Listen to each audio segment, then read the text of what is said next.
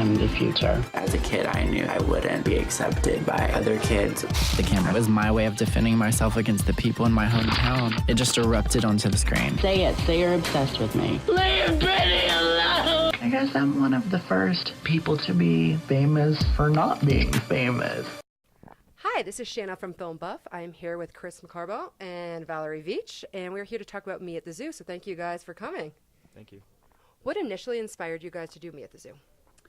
We started the project as a broader survey of reality performance, both on television and on social media platforms. And as we kind of were exploring these themes and videos on the internet, you know, we'd always been huge Chris Crocker fans. And as we started to cut his media into the film, it just became very clear that this was a film entirely about his story, and that his story is emblematic and a kind of parable for a generation growing up online.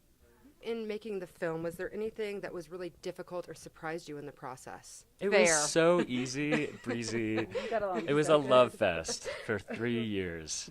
Well, also, it's like the media that we're dealing with is so like vibey and prickly too. I mean, we're like poring over so many like bits of like, you know, very diaristic YouTube vloggers, and so we're also like absorbing a lot of that angst and also trying to like, you know, make this story work.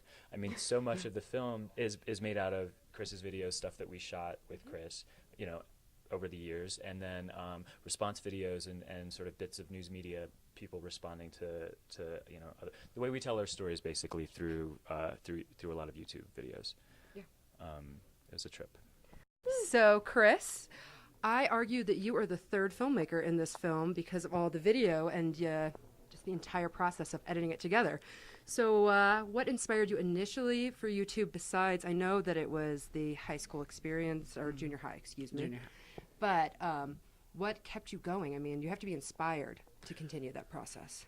That's my biggest idiots inspire me.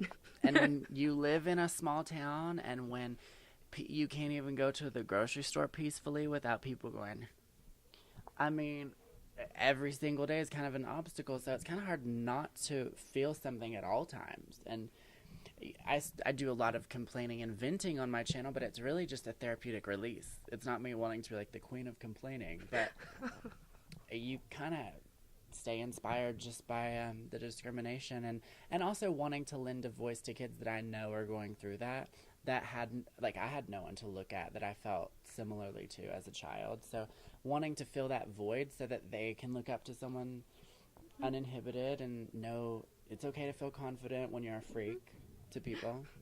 Well, thank you so much, Thank Chris. you. It was a pleasure. Thank you fellow so Sagittarius. Much. And everyone, check out Me at the Zoo. It'll be on HBO. Bye. Bye.